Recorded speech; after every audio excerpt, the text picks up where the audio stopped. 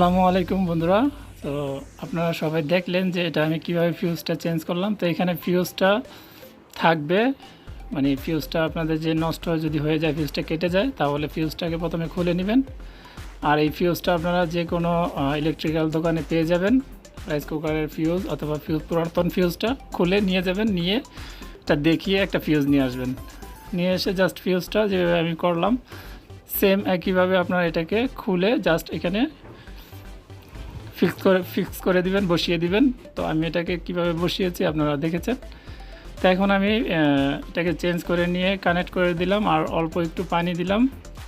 পানি দিয়ে এটাকে আমি চেক করব এখন এটা কেমন গরম হয় কি না, কোনো সমস্যা আছে কি না।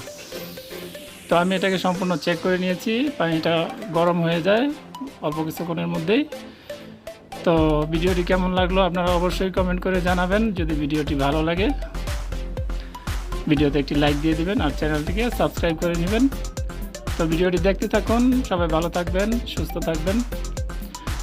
আপনারা কমেন্ট করে জানাবেন, আমি আবারও আপনাদেরকে নতুন কোনো কিছু উপহার দেওয়ার চেষ্টা করব। তো আজকের মতো বিদায়। আসসালামু আলাইকুম রহমতুল্লাহি ওয়া বারাকাতুহু।